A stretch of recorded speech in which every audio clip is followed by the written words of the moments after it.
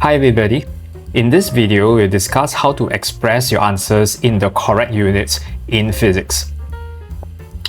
So I think as a general rule of thumb, what you can consider doing is to express your values in SI units as much as possible.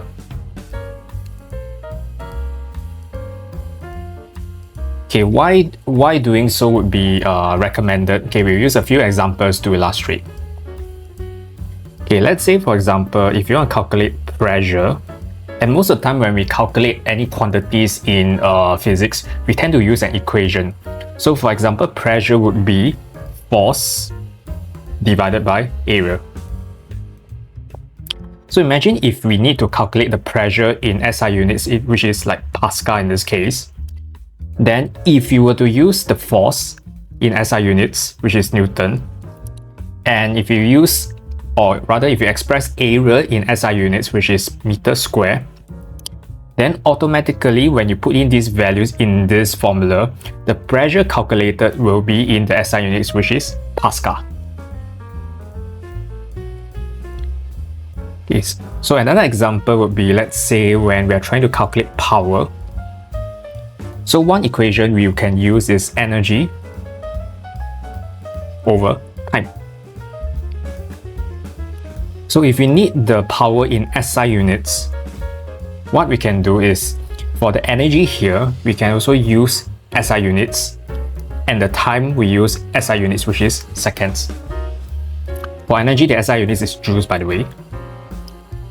So if you were to do that, automatically the third quantity calculated, in this case power, will be in the SI units watts.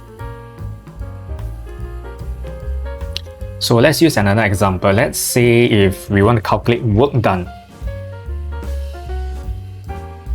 So the formula for calculating work done is force times distance moved in the direction of the force.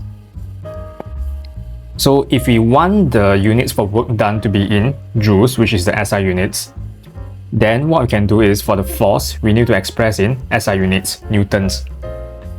And then for distance, we also need to express in SI units, meters. And by doing so, automatically the work done will be in the SI units, joules. Let's use one last example. So another common quantity that we calculate is speed, which is distance traveled over time. So if you need the SI units for speed, which is meters per second, then what you need to do is, for the distance, you need to express in SI units, which is meters. And then for time, we need to express in SI units, which is seconds. So by doing so, your speed will be in the SI units, meters per second. However, sometimes the answers that we need, the units are not in SI units. Take for example, speed. So another common unit for speed is kilometers per hour.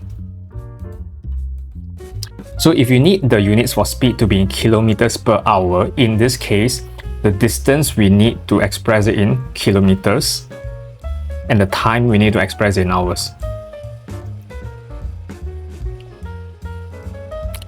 So I would suggest that in general, when using any formulas to calculate any quantities for physics, try to use SI units.